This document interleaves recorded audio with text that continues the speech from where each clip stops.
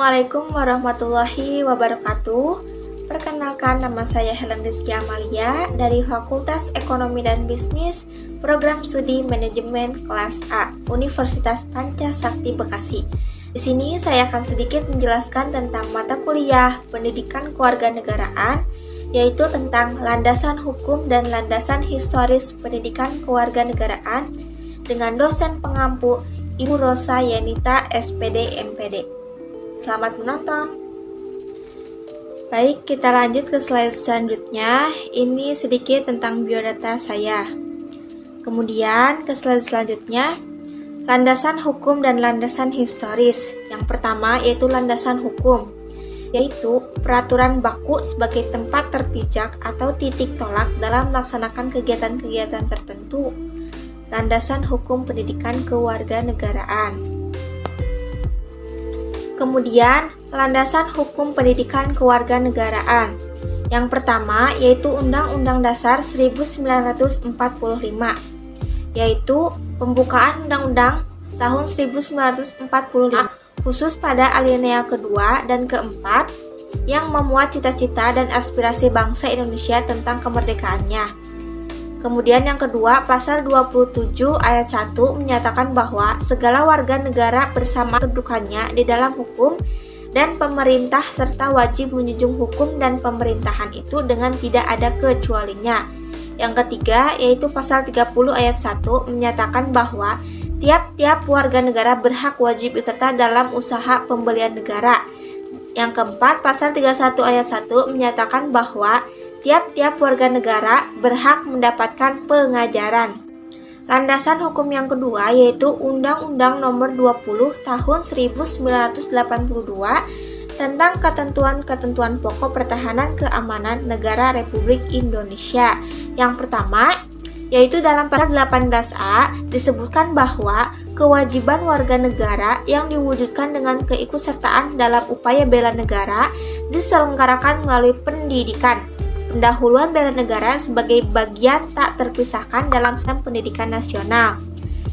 Yang kedua, dalam pasal 19 ayat 2 disebutkan bahwa pendidikan pendahuluan bela negara wajib diikuti oleh setiap warga negara dan dilaksanakan secara bertahap. Tahap awal pada tingkat pendidikan dasar sampai pendidikan menengah ada dalam gerakan pramuka. Tahap lanjutan pada tingkat pendidikan dalam bentuk pendidikan kewiraan. Undang-Undang Nomor 20 Tahun 1982 telah disempurnakan.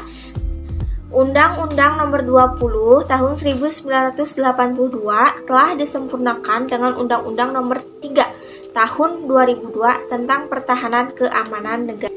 Kemudian, landasan yang ketiga yaitu Undang-Undang Nomor 20 Tahun 2003 tentang Sistem Pendidikan Nasional berdasarkan keputusan Menteri Pendidikan Nasional Nomor 232/U/2000 tentang pedoman penyusunan kurikulum pendidikan tinggi dan penilaian hasil belajar mahasiswa dan Nomor 45/U/2002 tentang kurikulum inti pendidikan tinggi telah ditetapkan bahwa pendidikan agama, pendidikan bahasa, dan pendidikan kewarganegaraan merupakan kelompok mata kuliah pengembangan kepribadian yang wajib diberikan pada kurikulum setiap program studi atau kelompok program studi. Kemudian lanjut ke landasan yang keempat. Adapun pelaksanaannya berdasarkan surat keputusan Direktur Jenderal Pendidikan Tinggi Departemen Pendidikan Nasional Nomor 43 Dikti _Cap 2006 yang memuat rambu-rambu pelaksanaan kelompok mata kuliah pengembangan kepribadian di perguruan tinggi.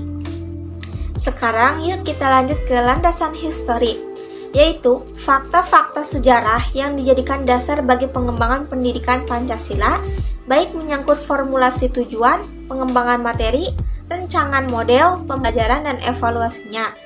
Landasan hukum dapat diartikan peraturan baku sebagai tempat terpijak atau titik tolak dalam melaksanakan kegiatan-kegiatan tertentu. Nah, ini dia landasan historik pendidikan kewarganegaraan.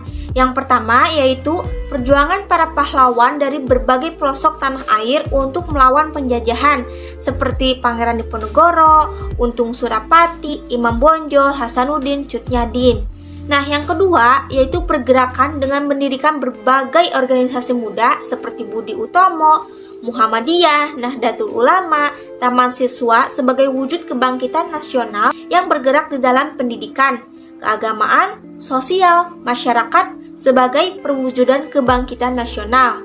Kemudian Sumpah Pemuda pada 28 Oktober 1928 sebagai berwujudan tekad dan semangat para pemuda tanah air Indonesia berbangsa satu, bangsa Indonesia, dan berbahasa satu, yaitu bahasa Indonesia.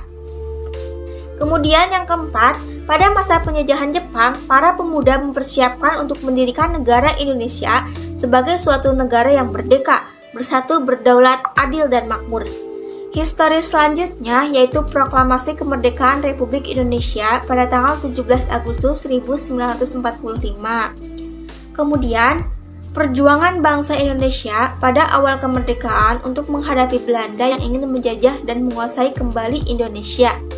Kemudian, perjuangan bangsa Indonesia dalam menghadapi pengkhianatan, pemberontakan, penyelewengan, dan separatis. Kebayangkan bagaimana susahnya orang zaman dahulu untuk mempertahankan kemerdekaan Indonesia dari jajahan Belanda.